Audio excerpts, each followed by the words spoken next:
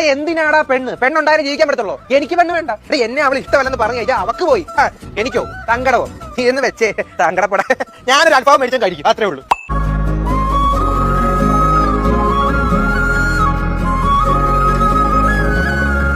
Social മീഡിയയിൽ ഇപ്പോഴും വൈറലായിക്കൊണ്ടിരിക്കുന്നത് ഒരു ഒളിച്ചോട്ടമാണ്.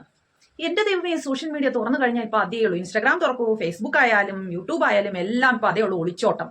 ഞാനൊരു സത്യം പറയട്ടെ, ലൈവായിട്ട് ഒരു ഒളിച്ചോട്ടം കണ്ടത് ഈ ഒരു വീഡിയോയിലൂടെയാണ്.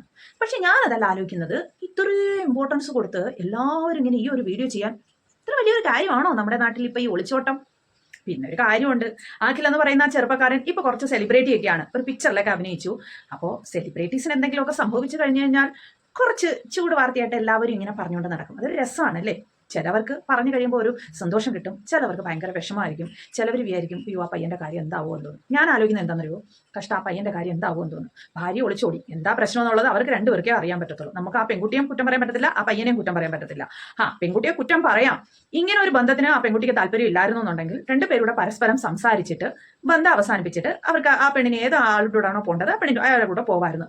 ഞാനുണ്ടല്ലോ ഈ വീഡിയോ ഒക്കെ കണ്ടപ്പോഴത്തേന് ആ ഒളിച്ചോടി പോയ അയാളുടെ ഫോട്ടോയും കൂടെ കണ്ടിട്ട് ഞാൻ വിചാരിക്കുമായിരുന്നു, ഈ പെൺകുട്ടിക്ക് എങ്ങനെ അയാളോട് പാൻ തോന്നി? എന്തെങ്കിലുമൊക്കെ റീസൺ കാണുമായിരിക്കും അല്ലേ? അവരുടെ മനസ്സ് നമുക്കറിയത്തില്ലല്ലോ. അപ്പോൾ അവര് തമ്മിലുള്ള പ്രശ്നങ്ങൾ നമുക്ക് ആർക്കും അറിയത്തില്ലല്ലോ.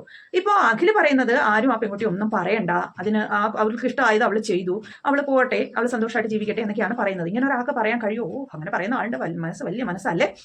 ഈ അഖിലിന്റെ വീഡിയോസ് ഞാൻ നേരത്തെ കാണുമായിരുന്നു കേട്ടോ. റീൽസിലൂടെയൊക്കെയാണ് അഖിൽ പ്രശസ്തിയിലേക്ക് വന്നത്. നല്ല റീൽസാണ്, നമുക്ക് കണ്ടുകൊണ്ടിരിക്കാനായിട്ട് കൊള്ളാം, മടുപ്പ് തോന്നത്തില്ല അഖിലിന്റെ റീൽസ് കണ്ടു കഴിഞ്ഞാൽ. അങ്ങനെ ആ റീൽസ് കണ്ടു, അങ്ങനെ അയാൾ വളർന്നു. അത് കഴിഞ്ഞതിന് ശേഷം ഈ ഒരു കല്യാണം കഴിച്ചു. കല്യാണവും കഴിഞ്ഞിട്ട് കല്യാണം എന്തോരം വലിയ കല്യാണമായിരുന്നു. ഈ കല്യാണം നടന്ന സമയത്തും ഇതേ കണക്ക് എല്ലാവരും എടുത്ത് വെച്ച് ആഘോഷിച്ചതായിരുന്നു. അതേ കണക്ക് ഇപ്പൊ ആ പെങ്കൊച്ചിന്റെ ഒളിച്ചോട്ടോ എല്ലാവരും എടുത്ത് വെച്ച് ആഘോഷിക്കുന്നുണ്ട്. സോഷ്യൽ മീഡിയയിലുള്ളവരെ കുറ്റം പറയാൻ പറ്റത്തില്ല. ആളുകൾക്ക് എന്തെങ്കിലും ഒരു കണ്ടന്റ് ഇങ്ങനെ കിട്ടുന്നു നോക്കി നോക്കി ഇരിക്കുവാണ്. അപ്പൊ ഇങ്ങനെ ഒരു കണ്ടന്റ് കിട്ടി, എടുത്തു വെച്ചങ്ങ് കാച്ചി.